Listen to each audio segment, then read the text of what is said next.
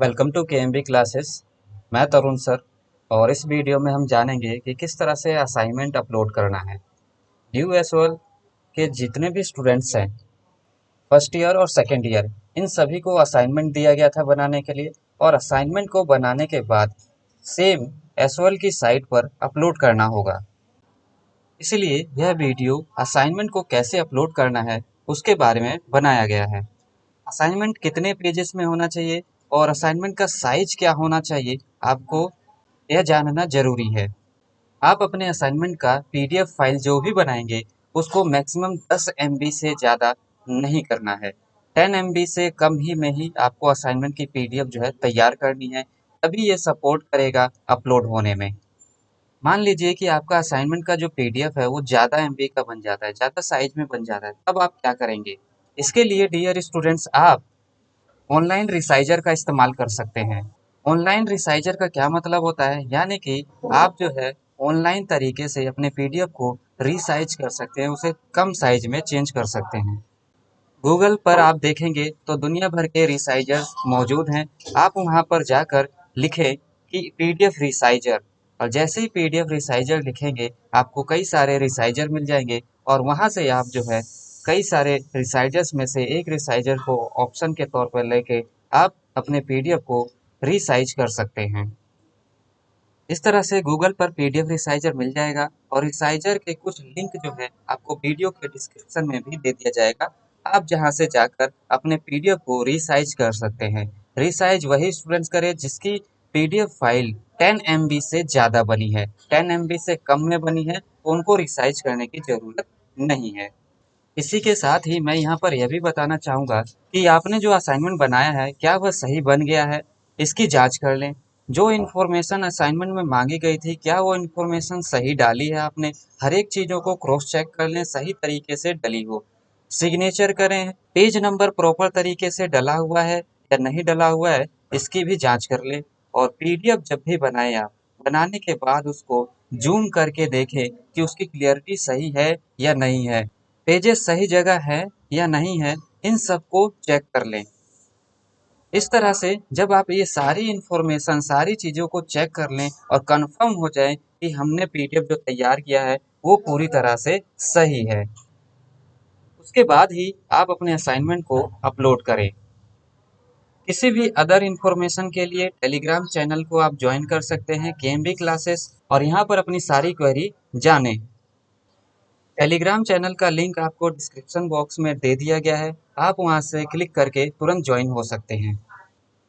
सही तरीके से असाइनमेंट कैसे अपलोड करें, इसको जानने के लिए मेरे द्वारा बताए गए सभी स्टेप्स को फॉलो करें और जानें कि कैसे असाइनमेंट जमा करें।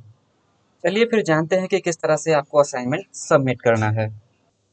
सबसे पहले आप किसी भी ब्राउज़र में गूगल को ओपन कर लें, और यहाँ पर मैं क्रोम में ओपन करता हूँ गूगल।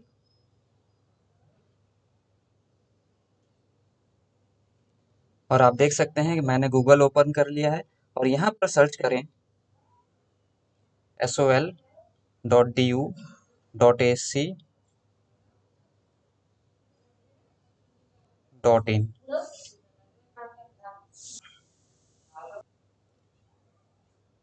और इसको आप सर्च कर लें। इसके बाद आप पहले वाले को ही क्लिक कर दें, एसओएल लिखा हुआ है जिसमें। और इस तरह से देखेंगे हम कि ड्यू की साइट ओपन हो गई है। और इसको आप स्क्रॉल डाउन करके नीचे आएँ और यहाँ पर देखें कि ब्लू में लिखा हुआ है कि SOL assignment based evaluation, click here. जब भी इसको क्लिक करेंगे तो आपसे ये एसओएल रोल नंबर और बार कोड मांगेगा, आप इसको एसओएल रोल नंबर और बार कोड दे दें। और यहाँ पे ऐड नंबर, इन नंबरों को ऐड करना है आपको, तो 9 और 1 हो जाएगा 10। और इस तरह से लॉगिन कर दें। लॉगिन करने के बाद आप देखेंगे कि ये इस तरह से पेज आ जाएगा।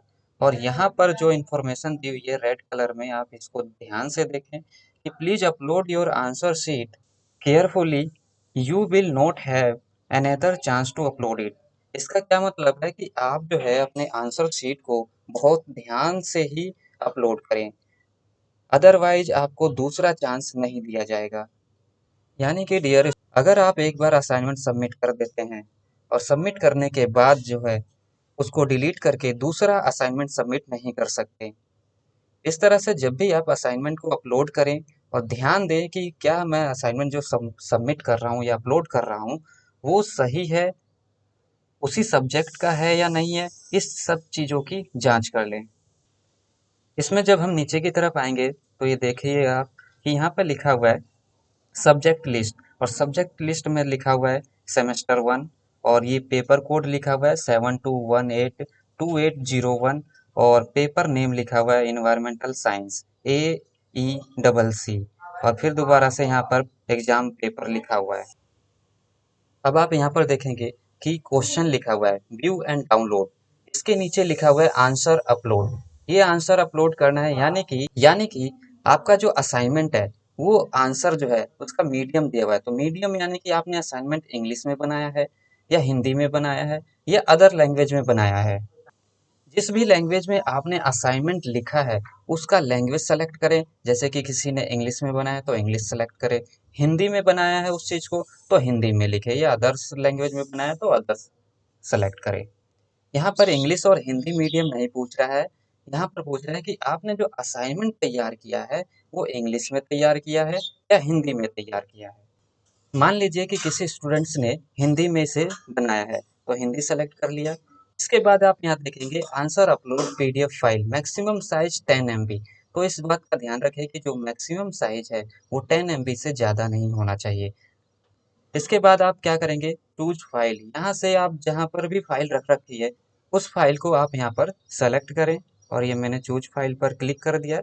अब यहाँ पर देखेंगे एक डिक्लेरेशन आ जाएगा, इस तरह से ये डिक्लेरेशन आ गया। पहले इसको देख लें आप कि यहाँ पर लिखा हुआ है I declare that the uploading PDF answer sheet by me is as per the guidelines directions issued by School of Open Learning, University of Delhi. I have prepared assignment by my own handwriting and I did not use any unfair means during the preparation of assignments.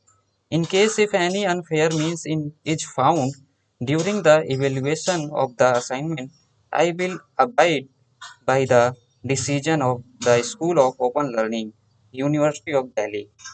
इसमें लिखा है कि जो भी assignment तैयार किया है आपने वो सभी ड्यू की एसओल की गाइडलाइंस के अकॉर्डिंग ही लिखा हुआ है, और इसमें किसी तरह और अपनी हैंड राइटिंग में लिखा हुआ है, और इसमें किसी तरह का फॉल्ट पाया जाता है, अनफेयर मीन्स पाया जाता है तो आप जो है इसके लिए जिम्मेदार होंगे। इसके बाद आप इस वाले को आई एग्री वाले को सेलेक्ट बॉक्स को क्लिक कर दें, और आई एग्री ये क्लिक कर दिया। और जब आप आई एग्री को क्लिक करेंगे और इस तरह से देखेंगे कि आप जो है आपका असाइनमेंट जहाँ पर भी है आप उस जगह पर जाए, जैसे कि डॉक्यूमेंट्स में मैं गया, जहाँ पे भी आप असाइनमेंट रख रखे हैं आप उस जगह पर जाए, उस लोकेशन में जाए। और यहाँ पर मैं गया, जैसे कि ये हो गया फाइल एक्सप्लोरर, और यहाँ पर जाते ही मैंने डॉक्स को क्लिक किया, और इसके बाद जो है मैंने असाइनमेंट रख रखा है, मान लीजिए मेरा ये असाइनमेंट नेम है पहला ही, और इस असाइनमेंट को मुझे अपलोड करना है। इसके बाद आई एग्री को क्लिक करेंगे, और आई एग्री को क्लिक करने के बाद अपलोड पर क्लिक कर देंगे, यहाँ पर अपलोड क्लिक कर देंगे। ध्यान रहे इसको ट्रायल ना करें क्योंकि ये रिस्की हो सकता है, क्योंकि आप जब इस तरह से सीखने के तौर पर आप अपलोड करोगे तो ये आपका फाइनल असाइनमेंट तैयार हो जाएगा, और जब असाइनमेंट तैयार हो जाएगा तो आप इस चीज़ को हटा कर या डिलीट कर कर दूसरा असाइनमेंट सबमिट नहीं कर सकते। तो इसीलिए ध्यान से सबमिट करें, और जब भी सबमिट करें इस बात का ध्यान रखें कि जो आप असाइनमेंट अपलोड कर रहे हैं वो इसी सब्जेक्ट का है या नहीं है, हिंदी मीडियम में लिखा है या इंग्लिश में लिखा है।